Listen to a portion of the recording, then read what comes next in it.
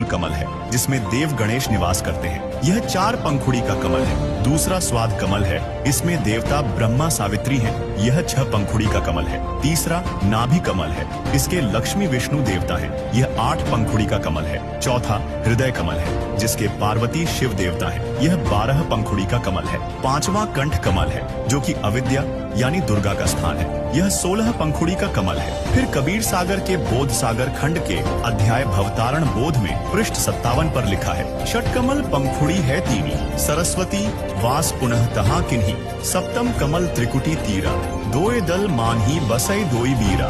यह छठा संगम कमल त्रिकुटी से पहले है जो सुषमणा के दूसरे अंत वाले द्वार पर बना है। इसकी 3 पंखुड़ियां हैं। इसमें सरस्वती का निवास है। वास्तव में दुर्गा जी ही अन्य रूप में यहाँ रहती है। इसके साथ 72 करोड़ सुंदर देवियां रहती हैं।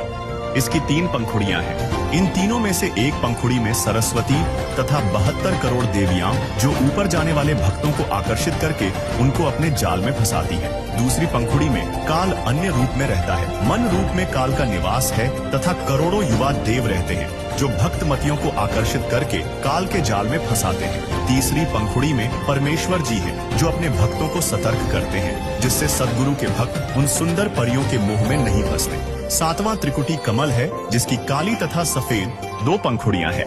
काली में काल का सद्गुरु रूप में निवास है तथा सफेद में सत्पुरुष का सद्गुरु रूप में निवास है। 8वां कमल यानी अष्ट कमल जिसे सहस्र कमल भी कहते हैं, जिसमें काल ने 1000 ज्योति जगाई है जो ब्रह्मलोक में है। इसको संहस्र कमल कहते हैं। इसकी 1000 पंखुड़ी है जो छोटी स्थान पर होता है।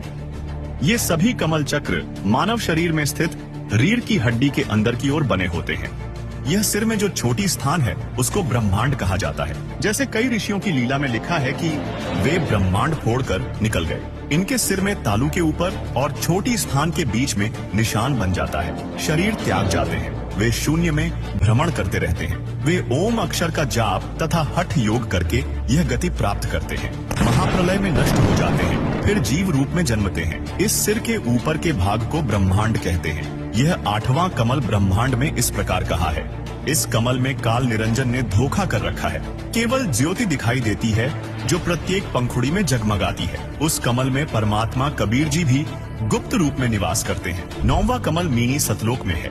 कबीर सागर में कबीर बाणी अध्याय के पृष्ठ 111 पर 9वें कमल का वर्णन है।